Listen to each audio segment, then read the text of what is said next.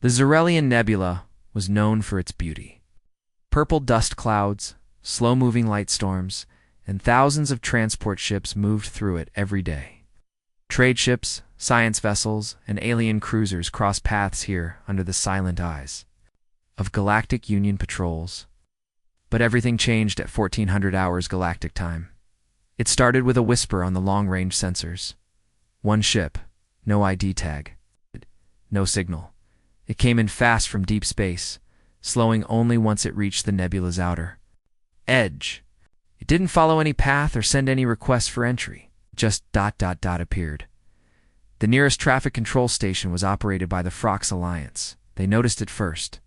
The controller, a six-eyed alien named Vrook, leaned forward when he saw the ship.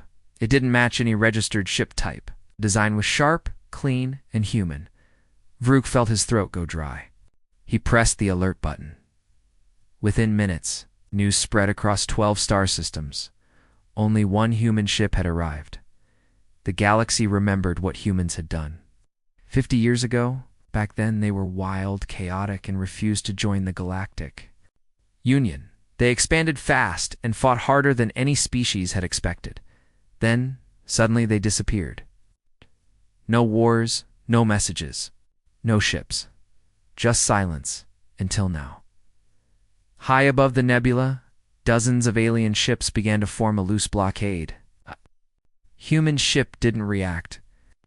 It didn't run. It just stopped and floated quietly like it was waiting.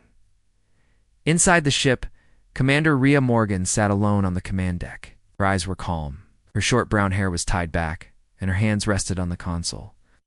She watched the alien ships gather through the front window. There were a lot of them, too many. Her ship, the Solitude, was the size of a small destroyer. The enemy had cruisers, carriers, and heavy gunships. She didn't look worried. The internal AI spoke softly. "Commander, hostile formation complete. We are outnumbered." "I know," she replied. "Should I activate stealth systems?" "No. Let them see us." Back outside, the alien fleets were nervous. Ships from the Geron Swarm, Zelri Empire, and Oral Collective scanned the human vessel again and again. It showed no energy weapons, no shields, just standard human technology. But something felt wrong. It was too calm. Too simple. The captain of the Geron ship, a massive insect-like creature named Veselik, opened a secure channel. "Human vessel. This is Commander Veselik of the Geron Third Armada. You have entered restricted space without permission. Identify yourself and state your purpose." No response. Veselik sent the message again. Still nothing. Other commanders joined in. Messages in different languages filled the void, but the human ship stayed silent. On the bridge of the Solitude, Rhea leaned back. She wasn't ignoring them because of pride. She had a mission. And this was the way it had to begin. Then one.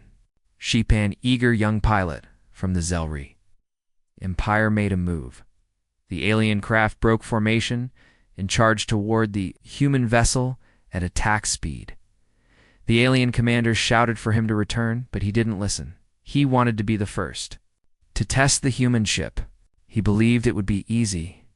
He fired a plasma beam at the Solitude. Inside the human ship, the AI reported the incoming fire. Rhea didn't even flinch. The beam struck the hull. Nothing happened. No damage. No movement. No shield reaction. It was as if the ship had swallowed the energy.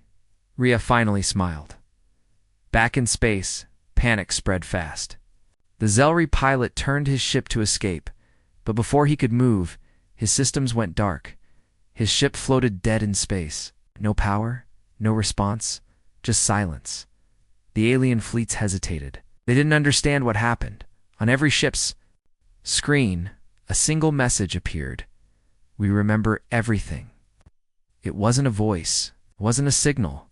It was just there inside their systems. It's written in every language at once. A wave of fear moved through the alien fleets. This wasn't just a lost human ship. This was a message. On the command deck of the Geron flagship, Commander Veselik ordered all ships to stand down. He had been young when the last war with humans had happened. His older brother had fought on the front lines. He used to laugh at the way humans screamed in battle, until he saw them fight, remembered what they did on planet Risus, how they burned their own cities just to trap their enemies, how they refused to surrender even after losing 90% of their forces. This one ship reminded him of those days. He opened a private channel to the Galactic Council. Send a peace envoy immediately. Far away, on the capital planet of the Galactic Union, alarms blared. The council was in emergency session. Holograms of every major leader floated in the central chamber. The Cathari Queen, the Zoral Ambassador, the crystal-bodied Haraxi speaker, and many more. They all watched the same footage. One human ship, silent, untouchable. The Cathari Queen spoke first. We must destroy it before it reaches deeper into our territory. The Zoral Ambassador shook his head. We tried that once. It didn't end well. Arguments filled the chamber. Meanwhile, the Solitude began to move. Slowly, steadily. It wasn't running. It wasn't hiding. It moved forward through the blockade like it didn't care. Alien ships opened fire. Multiple plasma blasts hit the hull. No effect. One ship tried to ram it. It passed straight through the human vessel like it wasn't even there. Sensors read it as real, but the impact never came. On board the human ship, Rhea stared at a screen showing alien panic. She spoke quietly, Phase. Cloak is stable. Begin next step. The ship began broadcasting something. Not words, not images, just ... a feeling. Across every ship in the nebula, the crew felt cold. Their stomachs tightened. Their hearts beat faster. The kind of fear that doesn't come from seeing danger, but from knowing you're already too late. One alien officer cried out, "Get it away from us!" Another tried to jump to warp, but the engines failed. Inside the Solitude, Rhea finally spoke into her console. "This is Commander Rhea Morgan. I come with a warning. Earth is watching." Then the ship vanished. No warp trail. Wow. No engine signature. Just gone. Every sensor went dark. The galaxy froze across thousands of worlds. News of the event spread like fire. Alien governments held emergency meetings. Panic buying began on some planets. Others went into lockdown, on one quiet moon near the edge of human space, a small room filled with lights. Screens showed different alien leaders, all shouting, all afraid. A human figure stepped into the room, a man with white hair and cold eyes. He looked at the screens, then turned to a woman behind him. "Phase 1 is complete," he said. She nodded. "Let's begin Phase 2. The Zarelian Nebula was quiet again, but the silence wasn't peaceful. It was fear. After the human ship vanished, the alien fleet stayed in position for hours, too scared to move. One ship had come. It didn't speak. It didn't fire. But it had made something very clear. Humans were back. On the Jiran flagship, Commander Veselik reviewed the recordings. He watched the Zelri pilots attack. He saw how the Solitude took the hit like it was nothing. Then he watched the moment. It disappeared. He played it again and again. But no matter how many times he watched, he couldn't explain it. Ships didn't just vanish. He turned to his science officer. Could it have gone to warp? The officer, a nervous creature with long neck and silver skin, shook her head. Negative. Commander, no warp signature. No energy spike. It was there. Then it wasn't. Veselek hissed. "Get me someone who understands human tech." Meanwhile, on planet Cathora, the Queen's Council met in secret. The humans did not fire. "Made no threats," one advisor said, "but they stopped our weapons. They shut down systems without touching us." "That is power," another replied, the Cathari Queen. Tall and pale with 4 arms, stood and looked out over the city from her tower. "They did not come to make peace," she said. "They came to remind us they are not gone across the galaxy." Similar meetings were happening. Every empire had the same question. Why did they send only one ship? Some thought it was a scout. Others thought it was a test. But Efuthos who had fought. Humans before believed it was a warning. They were right. On a secret listening station orbiting the dead world of Rausuan, a Varnathi patrol ship received a distress signal. came from a civilian mining vessel drifting near the edge of a gas giant. The Varnathi were strong and proud, known for their powerful ships and aggressive nature. The captain, a war veteran named Gresson, ordered a boarding party, but when they reached the mining vessel, something was wrong. No life signs. No air, no damage. The crew had vanished. The ship logs were missing. The engines had been shut down properly. It looked like the crew had simply walked off into space. Inside the command deck of the mining vessel, one message was carved into the metal wall. "We warned you." Gresson's face turned pale. Back on his ship, he ordered all data locked and sent to the capital immediately. "Don't speak of this to anyone," he told his crew. But it was already too late. Within hours, a leak spread across the black market Cumnet. A recording of the mining ship, the strange message, and the crew's disappearance appeared on over 30 systems. People panicked. It wasn't war. It was something else. Back on Earth, inside a hidden underground facility beneath the old Himalaya, Base Commander Rhea Morgan stood before a glowing table showing galaxy-wide data. She watched the panic spread. "Phase 2, she said, "is going well." A voice answered her from behind. It belonged to Director Lang, leader of Earth's hidden strategic forces. "They fear us more now than they did during the war," he said. Rhea nodded. "They thought we were gone. They forgot what we are." Lang said. She turned to him. "They didn't forget. They just hoped we stayed gone." Lang walked to the table and pointed at a blinking red mark on the screen. "Varnathi system. Mining ship incident. They'll try to cover it up," Rhea said. "Let them." Fear spreads better through silence. Elsewhere in the Galactic Union headquarters, the Council demanded answers. But the alien fleets had nothing. Duran report claimed the human ship used unknown tech. The Zelri blamed system failure. The Cathari simply refused to speak of it. But not all were silent. The Hiraxi, a race of crystal-bodied thinkers, believed the human return was not a mistake. They sent a small research vessel to the edge of Terran space, hoping to make peaceful contact. The ship entered an old human sector, the one believed to be abandoned for over 40 years. They found debris, dead satellites, ruined stations. Then they found something else, a human beacon still active, still transmitting. The message was short: "Do not cross." The research vessel's AI froze. All sensors failed for 10 seconds. When they came back, the beacon was gone, but the message had already burned into the crew's minds.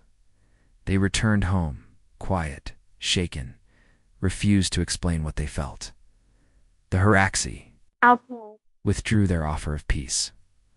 On planet Velernine, a popular news anchor addressed the galactic public. "We now face a simple truth," he said. "The humans are back. They have not made demands. They have not attacked. The galaxy is more afraid now than ever before. Why? Because the unknown is more dangerous than war." His words echoed across 1,000 systems. Some listened, some denied, but all remembered. Meanwhile, Rhea stood on the bridge of the Solitude, now hidden in deep orbit behind a dying star. No ships could see her. No sensors could detect her. She watched the news feed from Vel or -9. She smiled. "We don't need to fire a shot," she said to the AI. "Your next orders?" The AI asked. "Let the galaxy shake," she said. "Then we begin Phase 3. On the Galactic Union defense grid, alarms triggered at 0300 hours. A fleet of automated drones had shut down. All at once, no trace, no signal gone. They had guarded the border near Human Zone Black, a forgotten sector. Empty for decades, now it was open. A single file appeared on the system console. One word: listening. The meaning was unclear. Was it a message? A threat? The Galactic Council called for emergency protocols. All ships near human space were pulled back. Trade routes were moved. Borders were reinforced. But it didn't stop the fear. The human ship had not returned. That made it worse, because now everyone waited for what came next. For decades, no one had dared enter Earth's system. After the last human war, the planet was declared a dead zone by the Galactic Union. All warp gates around Seoul were locked. Patrols were ordered to shoot on sight. No ships allowed in. Questions asked. Now things were different. After the arrival of the lone human ship, rumors spread like wildfire. Some said Earth was destroyed. Others believed it had become a giant military base. A few whispered darker things that humans had merged with machines, or something worse. On a cold moon far from the center of the galaxy, two figures sat in a dark room. One was an old alien with glowing red eyes. The other was a human, young, tired, and covered in dust. His name was Elijah Ward, and he had returned from Earth. "They're not gone," Elijah said quietly. The alien leaned closer. "What did you see?" Elijah looked down at his shaking hands. "Saw ... cities. Not like before, silent, empty. But they weren't abandoned. They were watching. Me." The alien's breathing stopped for a moment. "You mean humans?" "No," Elijah said. "I mean Earth." The alien frowned. "Earth is just a planet." Elijah looked up. "Not anymore." Thousands of light years away, a secret science station belonging to the Galactic Union unlocked a very old signal. It had been bouncing through dead space for years, too weak to notice, until now. The message was human: return if you dare. Earth remembers. The lead scientist, a thin creature with 8 arms named Okir, ordered the signal traced. Within hours, they had a location. It came from inside the Sol system. Despite all rules, a decision was made. They had to know the truth. What had Earth become? Why had humans vanished? Why had only one ship returned? A stealth probe was launched, jumped across 3 systems in minutes. It passed near the asteroid belt, past the shattered ruins of Mars colonies, and finally entered Earth's orbit. The probe was silent. It took pictures. It scanned. What it saw terrified Okur's entire team. Earth was alive. Massive structures were hidden beneath cloud layers. City-sized domes, pulsing with energy, floated on oceans. The sky was dark, not from pollution, but from defense shields. There were no satellites, no spaceports, no visible ships, and yet something was watching. The probe tried to leave. It couldn't. Its engines failed. Its memory wiped. The last image it sent back was simple: a close-up of Earth's surface. With 5 massive letters burned into the land near Old New York, "We remember." The science station went offline 6 hours later. The staff disappeared. The building left empty. All that remained was one word scribbled on a wall: ghosts. In the outer systems, fear became chaos. People started asking questions the council couldn't answer. What if Earth hadn't died? What if it had evolved? And what were the humans doing all this time? Inside a deep space relay station, a pirate broadcast suddenly took over every public screen in Sector 8. A hooded human face appeared, voice deep and calm. "You watched us burn. You watched our worlds fall. You turned your backs." There was silence. Then, "We remember every betrayal. We forgive none." The broadcast ended. Markets crashed. 2 minor empires declared martial law. The name Terran Ghosts began trending on alien networks. It wasn't just fear anymore. It was terror on the Hiraxi homeworld. A group of thinkers studied the events. One of them, named Glassdreamer, made a bold suggestion. "What if Earth didn't fall," he said, "but ascended?" "Impossible," said another. But Glassdreamer continued. "They left no trace, no signals, no debris. That is not weakness. It is mastery." Elsewhere, on a hidden asteroid base, Rhea Morgan sat with Director Lang. "They know now," Lang said. "They know Earth didn't break." Rhea nodded. "They just don't understand what it became." He looked at her. "Do you think they ever will?" She didn't answer, because understanding wasn't the goal. Fear was. Across the stars, more strange events occurred. A Zelri scout ship vanished near Saturn's rings. The crew later appeared on a civilian station, but with no memory. of who they were. A trading convoy in Sector 14 received a shipment from Earth Logistics. Inside were tools made of unknown material, still warm like they had just been made, and a dead world near Alpha Centauri suddenly lit up its old human. Colony now active again. The Council couldn't hide it anymore. They had to act. An elite team of alien specialists was assembled. Scientists, spies, diplomats, warriors. Their mission: go to Earth and make contact, peacefully if possible. They called it Operation Ghostlight. The Council hoped for understanding. The humans had other plans. The ship chosen for Operation Ghostlight was the best the Galactic Union had. Fast, silent, heavily shielded, and invisible to most sensors. It was called the Lantern. Only 12 people were allowed on board, each from a different species. Soldiers, scientists, diplomats handpicked to face the unknown. The mission: enter the Sol System. Reach Earth. Make peaceful contact if possible. Turn with answers. The truth: inside the ship, silence ruled. No one laughed. No one joked. Adwin. The bravest felt uneasy. They were going to Earth. The leader of the team was Ambassador Ralvek, calm and clever alien with skin like stone and eyes like fire. He had studied humans for years. He knew their history, their strength, their madness. But this was something else. Before launch, he received a final warning from the Council. Do not provoke, do not assume, and do not trust what you see. The Lantern entered Sol space under cloak. Everything was dead quiet. No patrols, no satellites, no signs of movement. They passed Mars. The ruins of old colonies still floated in orbit like forgotten bones. Then they approached Earth, and they saw it. It was not what they expected. Earth looked alive. The clouds were too perfect, as if controlled. The oceans glowed faintly. Strange lights moved across continents, with no heat, no noise. Giant towers reached through clouds like needles. And far above the planet, hidden in shadow, something massive turned slowly in orbit. It was a ship. No ... A station. No, it was something else. The team called it the Halo. Black, smooth, and the size of a moon. It had no markings. No windows. Just a single blinking red light on one side. They stared at it, awed and afraid.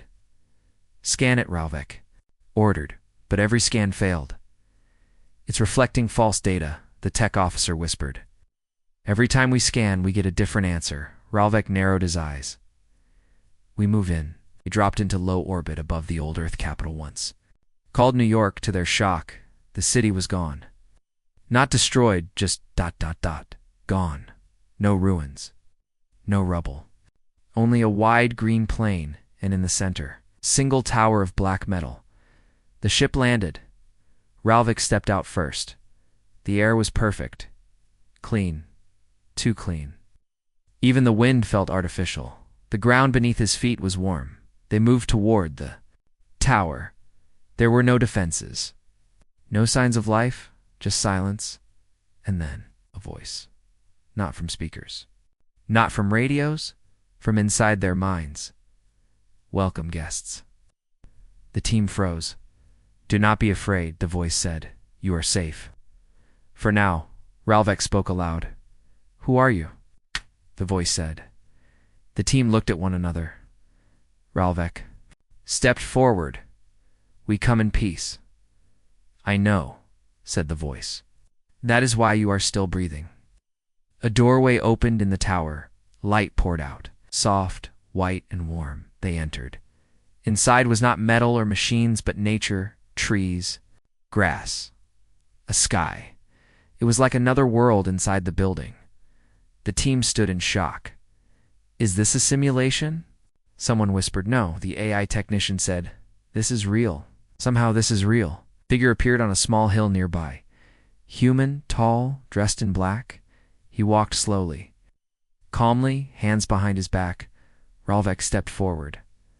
Are you human? The man smiled. I am. Part of it. I speak for Earth. Ralvek asked the question that burned in all their minds. What happened to your people? The man looked at the sky above them. They changed. We changed. Ralvek's voice softened. Why did you vanish? We didn't vanish, the man replied. We grew. Beyond your wars. Beyond your laws. Beyond your galaxy. Ralvek felt his throat tighten. Why send a ship now? To remind you, the man said. That Earth is not yours to forget. Are you here for war? No, the man said with a small smile. Not yet. Team tensed. Ralvek tried again. Then what do you want? The man's smile faded. We want the galaxy to remember the price of betrayal, the cost of fear, the silence you gave us while we burned. He turned away. Ralvek took a slow breath. And tell us what you want. Us to say, the man stopped.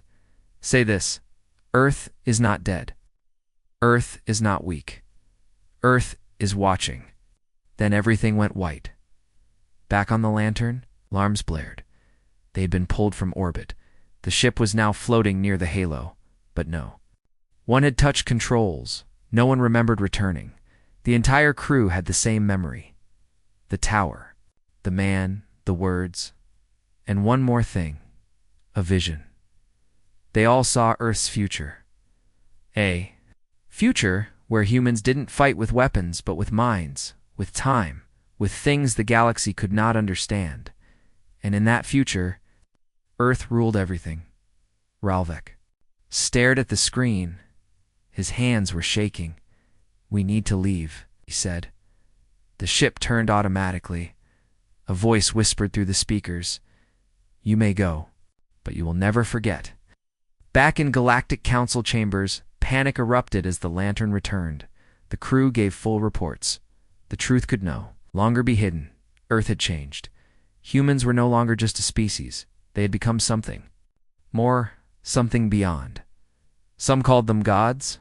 Some called them ghosts. But all agreed, Earth was not gone. It was waiting, watching, and soon it would return. The Galactic Union had seen war. It had seen invasion, rebellion, plague, even a star collapse. But nothing had shaken it like this. One ship had returned. Then came the signals, the warnings, the voice from Earth. And finally, Operation Ghostlight confirmed what many feared. Earth was not dead. It had evolved. Now, the council met in complete silence. Leaders of 42 species sat in the chamber, eyes on the hologram floating in the center.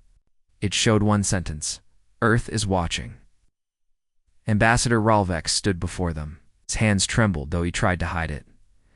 They have not declared war, he said, but they don't need to. Fear has already done half the work. Room erupted with voices. They must be stopped before it's too late. Stopped? You want to fight that? We could never win, not then, not now. Ralvek raised his voice. Tried to erase Earth once. It didn't work. What we're facing now isn't the same humanity we fought 50 years ago. There. Still humans? The Cathari Queen hissed. Ralvek shook his head. No, there's something else now. You're all. They call themselves Terrans. A murmur spread through the room, Durand. The name sounded human, but heavier, older, like it carried weight. And then came the leak. A message appeared on every secure screen in the Union from the Terrans. It was titled, The Terran Doctrine. It was short, direct, and terrifying. 1. Earth will not be ruled. 2. Earth will not be ignored. 3. Earth does not forget. 4. Earth does not forgive. 5. Earth does not fall. It ended with a single line. We are Terran. You had your time. Now it is ours. The message self-deleted after 30 seconds. But it was too late. Copies spread everywhere. The Union called it propaganda, but the people believed it. On hundreds of alien worlds, strange things began to happen. Weapons stopped working. Power grids shut down at random. Entire defense satellites fell from orbit with no warning, all without a single human attack. Panic spread. Broke out. Some colonies demanded protection. Others wanted to surrender before the Terrans arrived. Inside Earth's hidden command center, deep beneath the Pacific Ocean, Commander Rhea Morgan watched the chaos unfold through dozens of live feeds. Director Lang stood beside her. "It's working," he said. Rhea nodded. "Fear always works. Should we move to Phase 4? He asked. Rhea shook her head. "Not yet.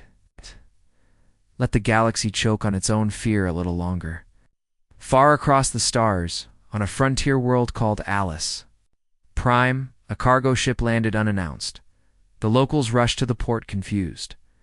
No ships were scheduled. The hatch opened. No one came out. Only a crate sat in the center of the ramp. Inside it, a statue, tall, made of black steel, the shape of a human. Its base read, "Remember Earth." Then the statue exploded in light, projecting an image in the sky. It showed Earth. Towering cities. Floating machines. Quiet oceans and endless dark skies filled with strange glowing patterns. A voice followed. "We are not coming for your homes. We are not coming for your planets. We are coming for your respect." The message repeated for 10 minutes. Then the ship vanished, no trail, no sound. On Alice Prime, the people stood in silence, and many began to kneel. Not from belief, but from fear. On the galactic capital, old records were pulled from the vaults, battle footage from the last Terran War. They rewatched it carefully now, every time humans fought harder than expected, every trick, every sacrifice. But this time, they looked deeper and saw what they had missed before. The humans were never fighting to win.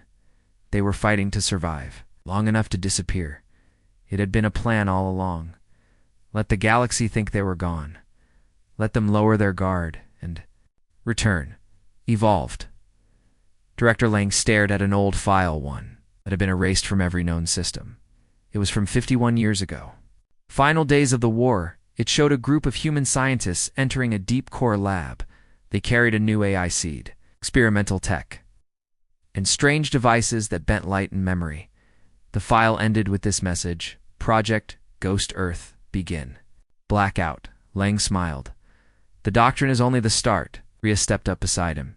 "Let them prepare. It won't matter." Across the stars, different alien factions began to take sides. Some wanted to fight. Some wanted to talk. A few wanted to serve. On the trade world of Mern, a group of Zelri merchants created a new religious order based on the Terran doctrine. They called themselves the Remembered. They wore Earth symbols. They studied human texts. They preached that Earth had become the heart of the new universe. The Union tried to shut them down. It failed, because even in silence, the Terran message was spreading. And then came the second Terran ship. It entered space above a planet called YRENDA-6. No weapons. No escorts. But this time, it broadcast one sentence before disappearing. Next. The judgment. And all across the galaxy, one question rose like fire: what is judgment? The message appeared across the galaxy like a cold whisper in the dark. Next. The judgment. No one knew what it meant, not even the Galactic Council. They tried to block the message, but it kept coming. Over civilian networks, military channels, even personal devices, it would show for only 3 seconds in every language and vanish. 3 words. Enough to make entire star systems hold their breath. On the capital world of Chiron V, the council met in panic. Judgment means invasion. No, it means punishment. Could be a test. Ambassador Ralvek stood quietly at the center. He knew better. The Terrans didn't use words by accident. If they said judgment was coming, it meant decisions had already been made. But no one knew who would be judged first. That answer came quickly. On the planet Drayden, the first Terran ship appeared again. The Solitude. No fleet. No escort. Just one ship. Silent. Watching, the Drayden system was not important. A mid-sized planet with factories and a strong navy. But 50 years ago, during the Terran War, Drayden ships had bombed a retreating human colony, killing millions of civilians. It had been erased from records, but Earth had not forgotten. The planetary defense commander, General Varka, ordered the Solitude destroyed. All 12 planetary cannons fired at once. The sky turned red. When the light faded, the ship was still there, untouched. Then the sky turned black. No stars, no moon, just dark. The entire planet lost power.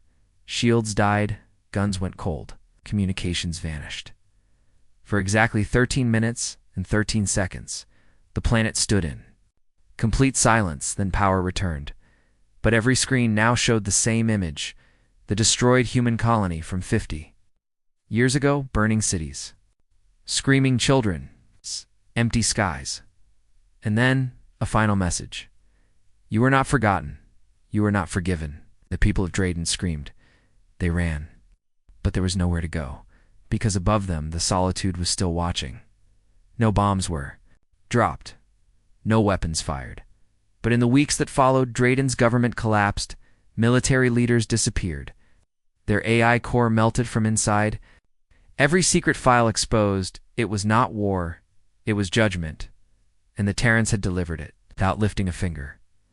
In galactic council chambers, fear turned to chaos. No system is safe. Drayden was guilty. How do they know so much, Ambassador? Ralvek finally stood. Because we never beat them, he said. We only delayed them. He looked around the room. And now, they're choosing who is worthy, and who is not. A deathly silence fell over the chamber. In deep space, the Solitude disappeared again, but new. Terran ships began to appear, not warships. Judgment ships. Each one quiet, small, alone. Each one arriving above planets with dark histories. Worlds that had once joined in attacking Earth, or allowed humans to die for profit, or watched and did nothing. One by one, they received the same fate. Not death, exposure. Entire governments fell. Corrupt leaders vanished. Hidden crimes made public. Terran judgment was not fire. It was truth. And truth was even more dangerous. On the mining world of Borson Welv, an old alien woman saw a Terran ship in the sky. She dropped to her knees and wept. We thought they were monsters, she whispered, but they are the mirror. Inside Earth's command center, Rhea Morgan and Director Lang reviewed the results. 6 systems judged, Lang said. 4 collapsed. 2 surrendered. Rhea nodded, but the others. Watch. Lang turned to her. What about the ones who helped us during the war? The few who tried to protect civilians? They will be judged too, she said, but fairly. Lang looked at the galaxy map. You think they understand what we're doing? Rhea stared at the screen. No, they still think this is revenge. Lang frowned, and it's not. Rhea turned away. It's justice. Back on Chiron V, a mysterious signal arrived. It came from within the council building. No known source. It simply said, "You were warned." Within minutes, dozens of officials resigned. Some vanished. Files leaked. Protests started. The council tried to keep control, but it was slipping. The galaxy was crumbling under the pressure of truth, and still. Earth had not sent a fleet. They didn't need one. Their weapons were data, fear, memory. The Union finally tried to open communication with Earth. They sent peaceful messages. They offered meetings, agreements, treaties. No response, just silence. And then, another signal from deep space. Far beyond the edge of the known galaxy, a human signal.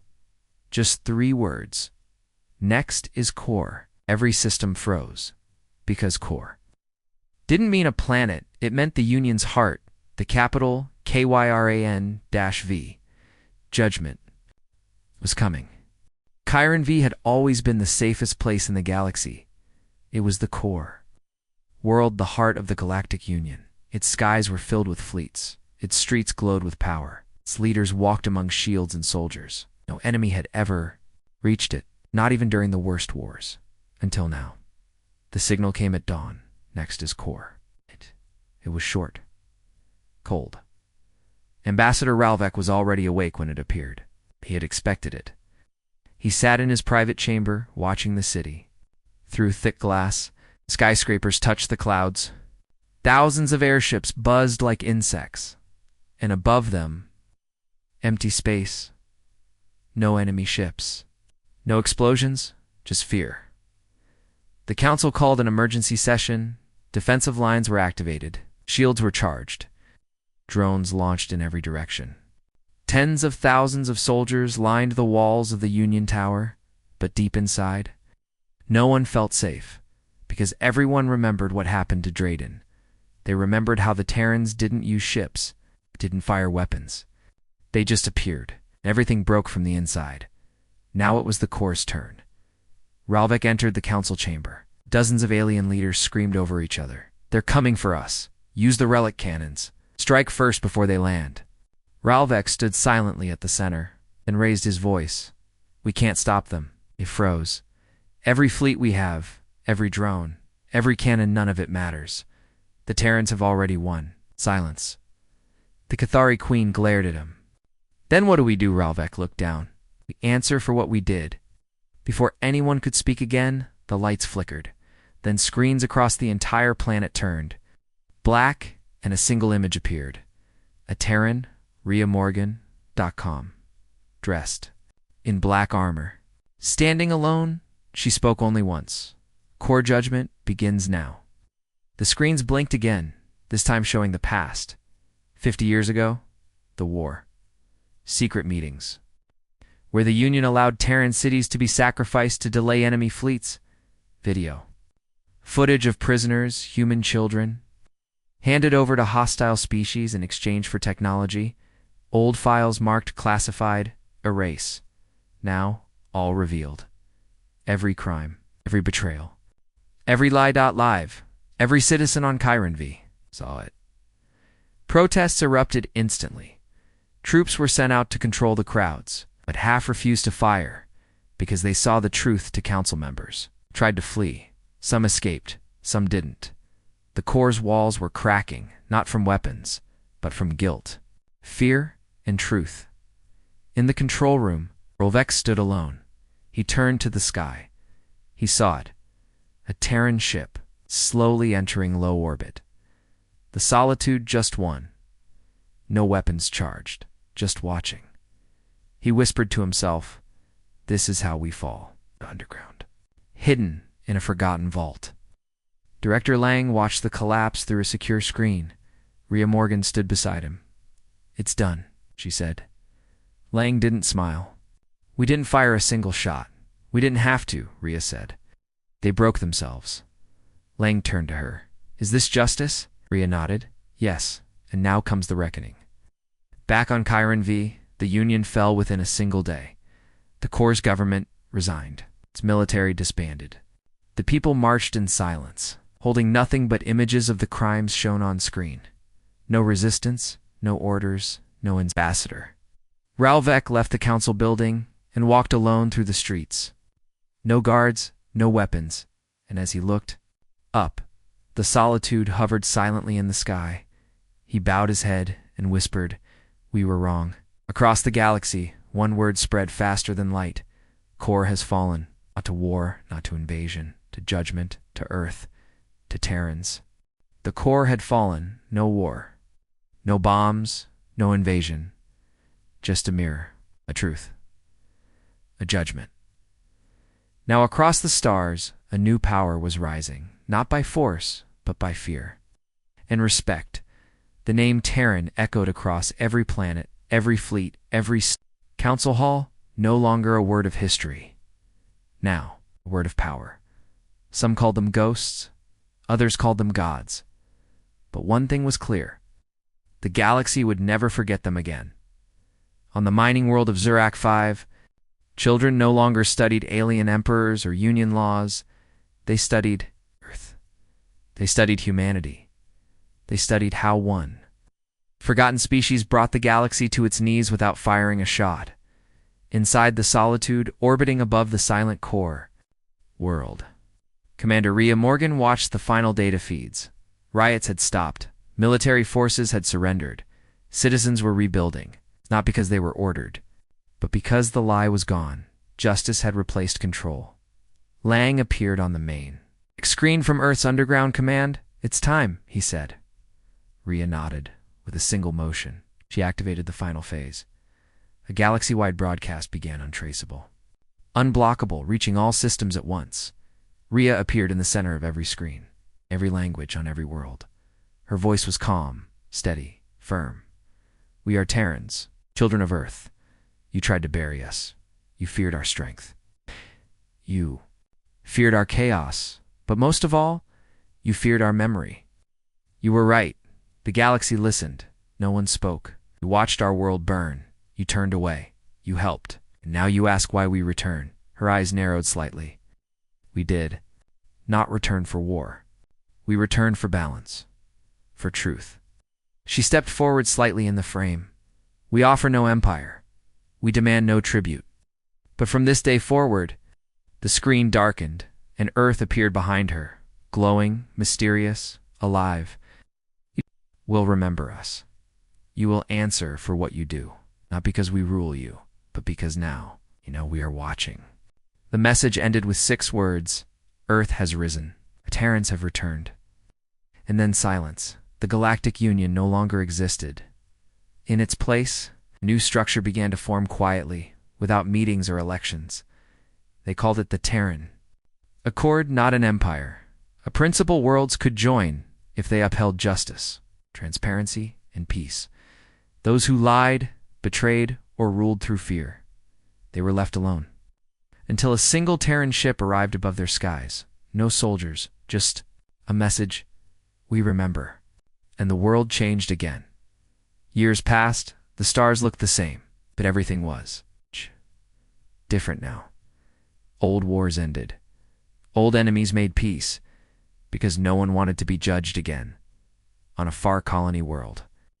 A young alien child asked his teacher, "Why are we safe now?" The teacher smiled and pointed to the sky.